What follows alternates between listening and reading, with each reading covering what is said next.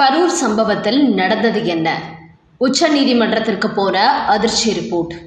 ஹேமமாலினி அண்ணாமலைக்கு கிடைத்த அதிர்ச்சி வாக்குமூலம். திமுக பின் வாங்குவதின் சீக்ரெட் வெளியானது. செந்தில் பாலாஜி சிக்கப்போவது உறுதி. வணக்கம் நண்பர்களே. கரூரில் நடந்த கூட்ட நெரிசல் சம்பவத்தில் டெல்லி மேலிடத்திலிருந்து 8 எம்பிகள் வருகை தந்து சம்பவ இடத்தை நேரில் பார்த்ததோடு பொதுமக்களையும் சந்தித்து இந்த பிரச்சாரத்தின் போது உண்மையிலேயே என்ன நடந்தது என்று நேரடியாகவே கேட்டறிந்துள்ளார்கள். அப்போதும் தமிழக பாஜகவின் முன்னாள் தலைவரான அண்ணாமலையும் உடனிருந்தார். அதன் பிறகு பாஜக எம்பியான நடிகை ஹேமமாலினி மீடியாக்களை சந்தித்த போது இங்குள்ள பொதுமக்கள் மத்தியில் விசாரித்த போது இந்த பிரச்சாரத்தில் 41 பேர் உயிரிழந்தவர்களின் பின்னணியில் அழுத்தம் கொடுக்கப்பட்டிருக்கிறது. இது எதேச்சையாக நடந்ததில்லை என்பது தெரிய வந்திருக்கிறது. அதாவது அந்த மக்கள் கூறும்போது விஜய் பேச தொடங்கிய போது ஒரு சலசலப்பு ஏற்பட்டது. குறிப்பாக செந்தில் பாலாஜி குறித்து அவர் பேசும்போது சிலர் கோபத்துடன் கொந்தளித்தார்கள். அப்போது திடீரென்று ஒரு பெரும் கூட்டம் வெளியிலிருந்து கூட்டத்துக்குள் வந்தது. அவர்கள் திட்டமிட்டு நெரிசலை ஏற்படுத்தினார்கள். குறிப்பாக விஜய் கட்சியின் தொண்டர்கள் இந்த நெரிசலை ஏற்படுத்தவில்லை. முகம் தெரியாத நபர்கள் தான் இந்த நெரிசலை ஏற்படுத்தி அங்கு நின்ற பெண்களையும் குழந்தைகளையும் கீழே விழ வைத்தார்கள். இது ஒரு திட்டமிட்ட சதி என்று தங்களது பதட்ட மனநிலையை எங்களிடத்தில் வெளிப்படுத்தினார்கள் என்று கூறியிருக்கிறார் ஹேமமாலினி. அதோடு கூட்டத்துக்குள் வந்த குண்டர்கள் கத்தியை காட்டி சில இளைஞர்கள் மீது அவர்கள் கத்தியால் கிழித்தார்கள்.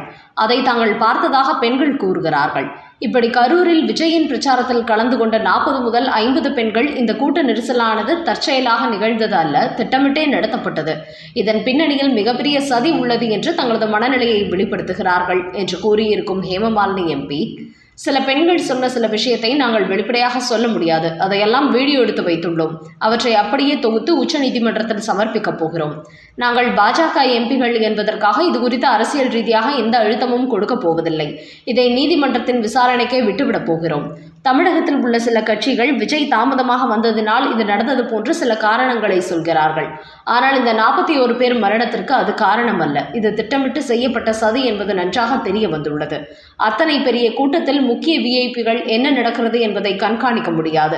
ஆனால் கூட்டத்தோடு கூட்டமாக இருந்த பெண்கள் சொல்லும்போது அதை நம்பிதான் ஆக வேண்டும். அவர்கள்தான் அந்த கூட்டத்தில் நின்றுள்ளார்கள். அங்கு எப்படிப்பட்ட குண்டர்கள் உள்ளே வந்தார்கள் என்பதை நேரில் பார்த்த சாட்சிகள் அவர்கள்தான். அந்த கூட்டத்திற்கு சம்பந்தமில்லாத புதிய நபர்கள் உள்ளே வந்த பிறகுதான் சலசலப்பு அதிகரித்திருக்கிறது. குறிப்பாக இந்த சலசலப்பை ஏற்படுத்த வேண்டும், இந்த கூட்டத்தை கலைந்து போக வைக்க வேண்டும் என்கிற நோக்கத்தில் கூட அவர்கள் இதை செய்திருக்கலாம். ஆனால் அதை மீறி நடிகர் விஜய் பேசுவதால் அந்த கூட்டம் கலைந்து செல்வதில்லை. அதன் காரணமாகவே ஏற்பட்ட எரிச்சலில் கூட்ட நெரிசலை அதிகப்படுத்தி அவர்களை கீழே விழ வைத்திருக்கிறார்கள் என்பது இதன் மூலம் தெரிய வந்திருக்கிறது. அதனால் விஜய்க்கு எதிராக நடத்தப்பட்ட இந்த தாக்குதலில் அப்பாவி மக்கள் பலியாகிவிட்டார்கள் என்பது நன்றாக தெரிகிறது. இதன் பின்னணியில் அரசியல் கட்சிகள் தான் உள்ளன என்று ஹேமமாலினி அடித்து சொல்லியிருக்கிறார். இப்படி பொதுமக்களிடையே தாங்கள் மேலும் கேட்டறிந்த விஷயத்தை தான் தற்போது உச்சநீதிமன்றத்தில் பாஜக எம்பிகள் சமர்ப்பித்துள்ளனர். குறிப்பாக அங்குள்ள பெண்கள் செந்தில் பாலாஜிக்கு பின்னணியில் அலையும் பல நபர்கள் அந்த கூட்டத்துக்குள் வந்ததாகவும் கூறியுள்ளார்கள். அந்த நபர்கள் செந்தில் பாலாஜி குறித்து விஜய் விமர்சனம் செய்த போதுதான் அவரை நோக்கி செருப்பை வீசியுள்ளார்கள். அந்த வகையில் இதன் பின்னணியில் செந்தில் பாலாஜி இருப்பதையும் கரூர் வாசிகள் பாஜக எம்பிகளிடத்தில் உறுதிப்படுத்திவிட்டார்கள். அதனால் கண்டிப்பாக இந்த விவகாரம் உச்ச நீதிமன்றத்திற்கு போகும்போது செந்தில் பாலாஜி எக்கச்சக்கமாக சிக்கிக்கொள்வார் என்பதும் தெரிய வந்துள்ளது. இப்படி கரூரில் உள்ள பெருவாரியான மக்கள் இதன் பின்னணியில் செந்தில் பாலாஜி இருக்கிறார் என்று திரும்ப திரும்ப அடித்து சொல்லிவிட்டதால் தான் திமுக அமைதியாக இருக்கிறது. சாதாரண பொதுமக்களை அவரை நோக்கி கை நீட்டும் போது விஜய்க்கு எதிராக நடவடிக்கை எடுத்தால் பொதுமக்களை தங்களுக்கு எதிராக திரும்பி விடுவார்கள் என்று திமுகவுக்கு பதட்டம் அதிகரித்துள்ளது. அதனால்தான் இப்போது வரை விஜயை கைது செய்வதற்காக மு.க. ஸ்டாலின் எந்த நடவடிக்கையும் எடுக்கவில்லை என்றும் அரசியல் வட்டாரங்களில் கூறுகிறார்கள். மேலும் நேற்று செந்தில் பாலாஜி மீடியாக்களுக்கு பேட்டி கொடுக்கும்போது கூட ஒரு விஷயத்தை சொல்லி மாட்டியுள்ளார். அதாவது விஜய் பேசிக் கொண்டிருக்கும் போது ஒருவர் மயக்கம் போட்டு விழுகிறார். அதை விஜய்க்கு தெரியப்படுத்த வேண்டும் என்பதற்காகவே விஜய் ரசிகர் அவரை நோக்கி செருப்பை வீசியதாக செந்தில் பாலாஜி கூறியதும் விமர்சனத்திற்கு உள்ளாகி இருக்கிறது. அதுவும் அந்த நபர் விஜயின் ரசிகர் என்று வேறு அவர் கூறுகிறார். விஜய் ரசிகர் எப்படி அவர் மீது செருப்பை எடுத்து வீசுவார்? அதனால் இந்த கூட்ட நெரிசலுக்கு காரணம் விஜய் ரசிகர்கள் தான் என்கிற கோணத்தில் இதை திசை திருப்ப வேண்டும் என்பதற்காக யாரும் நம்ப முடியாத சில விஷயங்களை சொல்லி தற்போது செந்தில் பாலாஜி விமர்சனங்களுக்கு உள்ளாக்கப்பட்டுள்ளார். அது மட்டுமின்றி இந்த கூட்டத்தில் பங்கேற்றவர்கள் மயக்கமாகி அரசு மருத்துவமனைக்கு கொண்டு செல்வதற்கு முன்பு அங்கு செந்தில் பாலாஜி தனது ஆதரவாளர்களுடன் வந்து விட்டாராம். இதையெல்லாம் வைத்து பார்க்கும்போது இப்படி ஒரு சம்பவம் நடக்கப் போகிறது என்பதை செந்தில் பாலாஜி முன்கூட்டியே திட்டமிட்டுதான் அரசு மருத்துவமனைக்கு சென்று முகாமிட்டுள்ளார் என்றும் அவர் செயல்பாட்டை பலரும் கடுமையாக விமர்சித்து வருகிறார்கள். அதனால் பாஜக எம்பி டீமுக்கு கிடைத்த ஆதாரங்களின் அடிப்படையில் கூடிய சீக்கிரமே செந்தில் பாலாஜியை உச்சநீதிமன்றம் விசாரணை வளையத்துக்குள் கொண்டு வரப்போகிறார்கள் என்பதும் தெரியவந்துள்ளது. அடுத்த செய்தி, திமுகவுக்கும் விஜய்க்கும் இடையே ரகசிய டீலிங்கா? கூட்டணிக்குள் கொளுத்தி போட்ட திருமாவளவன். தற்பொழுது திமுக கூட்டணியில் இருக்கும் சாதி கட்சி தலைவரான திருமாவளவன் திமுகவுக்கு ஒத்து ஊதும் வேலையை மட்டுமே செய்து வருகிறார். ஆனால் கரூர் விவகாரத்தில் தற்போது திமுகவுக்கு எதிராக இவர் கருத்து வெளியிட தொடங்கியிருப்பது அறிவாலய வட்டாரங்களில் சலசலப்பை உருவாக்கி இருக்கிறது. இன்று திருச்சியில் மீடியாக்களை சந்தித்து அவர் தாவேகா தலைவர் விஜய் மீது வழக்கு பதிவு செய்ய தமிழக அரசும் காவல்துறையும் அஞ்சுகிறார்கள். அதே சமயம் புசி ஆனந்த் மீது வழக்கு பதிவு செய்கிறார்கள். அப்படி என்றால் விஜய் மீது மட்டுமே வழக்கு பதிவு செய்ய மறுப்பது ஏன் என்பது முதலில் விளக்க வேண்டும். விஜயை பார்க்க வந்த 41 பேர் தான் உயிரிழந்தார்கள். ஆனால் அவருக்கு இந்த சம்பவத்தில் தொடர்பில்லை என்பது போன்று திமுக அரசு செயல்படுவது கண்டிக்கத்தக்கது. இந்த விஷயத்தில் திமுக அரசு இளைத்தவர்கள் மீது வழக்கு போடுவது என்கிற போக்கை கையாளுகிறது. காவல்துறையின் இந்த செயல்பாடும் ஏற்புடையதல்ல. இப்படி விஜய் கண்டுகொள்ளாமல் இருக்கும் திமுக அரசின் செயல்பாடு அவர்களுக்கு இருவருக்கும் இடையே ரகசிய டீலிங் உள்ளதா என்கிற சந்தேகத்தை ஏற்படுத்துகிறது என்று கூறியிருக்கும் திருமாவளவன், விஜய்க்கு ஒரு பிரச்சனை என்றால் பாஜக ஓடோடி வருகிறது. அவர்கள் சொன்னதும் விஜய் சோகமான முகத்தை வைத்துக்கொண்டு ஒரு வீடியோ வெளியிடுகிறார். விஜயை சுற்றி இருக்கும் அனைவரையும் பாஜக பயிற்சி பட்டறையில் இருந்தவர்கள்தான். அந்த வகையில் திமுகவுக்கு வர வேண்டிய கிறிஸ்துவ முஸ்லிம் வாக்குகளை பிரிக்க வேண்டும் என்கிற திட்டமிட்டு விஜய் பாஜக களமிறக்கியுள்ளது. அதோடு அதிமுக பாஜக கூட்டணியில் விஜயை கண்டிப்பாக சேர்க்க மாட்டார்கள். அவர்களை பொறுத்தவரை விஜயை வைத்து திமுகவின் ஓட்டுகளை பிரிக்க வேண்டும் என்றுதான் திட்டமிடுகிறார்கள். அதற்காகவே விஜய்க்கு உதவி செய்வது போல் களமிறங்குகிறார்கள்.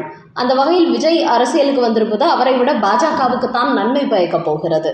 அதனால்தான் விஜய்க்கு பாதுகாப்பு குறைவாக இருப்பதாக சொல்லி மேலும் அவருக்கான பாதுகாப்பை அதிகப்படுத்த மத்திய பாஜக அரசு திட்டமிடுகிறது. அந்த அளவுக்கு தங்களை கொள்கை எதிரி என்று விஜய் சொன்ன பிறகும் கூட திமுக ஓட்டுகளை பிரிக்க வேண்டும் என்பதற்காகவே விஜயை பாஜக பாதுகாக்கிறது என்று கூறியிருக்கும் திருமாவளவனிடத்தில் விஜயை கைது செய்யாததற்கு அவருக்கும் திமுகவுடன் ரகசிய டீலிங் இருப்பதாக சொல்கிறார்களே என்று கேள்வி கேட்டபோது, ரகசிய டீலிங் என்று சொல்லவில்லை என சமாளித்தவர், ஏன் கைது செய்யவில்லை என்றுதான் ஆதங்கப்படுகிறேன். விஜய் தவிர மற்றவர்களை எல்லாம் கைது செய்ய பட்டியல் போடும் காவல்துறை சம்பந்தப்பட்ட அவரை மட்டும் கைது செய்யாததன் பின்னணி என்ன? திமுக அதற்கு தடை போட்டு வைத்திருக்கிறதா என்றுதான் எனது சந்தேகத்தை வெளிப்படுத்துகிறேன் என்று கூறியுள்ளார் திருமாவளவன். விஜயை விமர்சித்த சீமான், பதிலடி கொடுத்த தாவேகா தொண்டர்கள். சமீப காலமாக விஜயை விமர்சிப்பதையே தனது அரசியலாக செய்து வருகிறார் நாம் தமிழர் கட்சியின் சீமான். இந்த நிலையில் கரூர் சம்பவம் குறித்து தனது வேதனையை வெளிப்படுத்தும் வகையில் விஜய் வெளியிட்ட வீடியோவை விமர்சனம் செய்திருக்கிறார் சீமான். அவர் கூறுகையில், கள்ளச்சாராயம் குடித்து இறந்தவர்களின் சாவிற்கு முதலமைச்சர் மு க ஸ்டாலின் செல்லவில்லை. ஆனால் அப்போது விஜய் சென்று பார்த்தார். ஆனால் இப்போது விஜய் கூட்டத்திற்கு சென்று இறந்தவர்களை மு க ஸ்டாலின் சென்று பார்க்கிறார். ஆனால் விஜய் அங்கு போகவில்லை. விஜய் வெளியிட்டுள்ள வீடியோவை பார்க்கும்போது அவரது இதயத்தில் காயமோ வலியோ இருப்பதற்கான எந்த அறிகுறியும் இல்லை. ஆனால் தனக்கு உண்மையிலேயே சோகம் இருப்பது போன்று தனது குரலை அவர் மாற்றி பேசுகிறார். அதோடு இதற்கு முன்பு விஜய் பிரச்சாரத்துக்கு போன இடங்களில் எந்த அசம்பாவிதமும் நடக்கவில்லை. கரூரில் மட்டும் நடந்ததற்கு காரணம் திமுக என்று கூறுகிறார்கள். ஆனால் எல்லா கூட்டத்திலும் மக்கள் மயங்கி விழுந்தார்கள். கரூரில் கூட்டம் அதிகமானதால் சிக்கிக் கொண்டார்கள் என்று கூறியுள்ள சீமான், முதலமைச்சரை சிஎம் சார் என்று கூப்பிடுவது விளையாட்டுத்தனமாக உள்ளது. அவர் உட்கார்ந்திருக்கும் நாற்காலிக்கு மரியாதை கொடுக்க வேண்டும். ஆனால் சிஎம் சார் என்று நடிகர் விஜய் பேசுவது அவரை ஒரு சின்ன பிள்ளையை கூப்பிடுவது போன்று தெரிகிறது என கூறியுள்ளார் சீமான். இதையடுத்து விஜய் ரசிகர்களும் சிஎம் சார் என்று மரியாதையாகத்தானே பேசுகிறார். சிஎம் சார் என்றால் முதலமைச்சர் ஐயா என்று அர்த்தம். இதில் என்ன தவறு உள்ளது? சின்ன பிள்ளைகள் தான் சிஎம் சார் என்று கூப்பிடுவார்களா? எங்களது விஜய்க்கு எப்படி பேச வேண்டும் என்று கற்றுக் கொடுக்க வேண்டியதில்லை என்று விஜய் ரசிகர்கள் சீமானுக்கு எதிராக கருத்து பதிவிட்டு வருகிறார்கள்.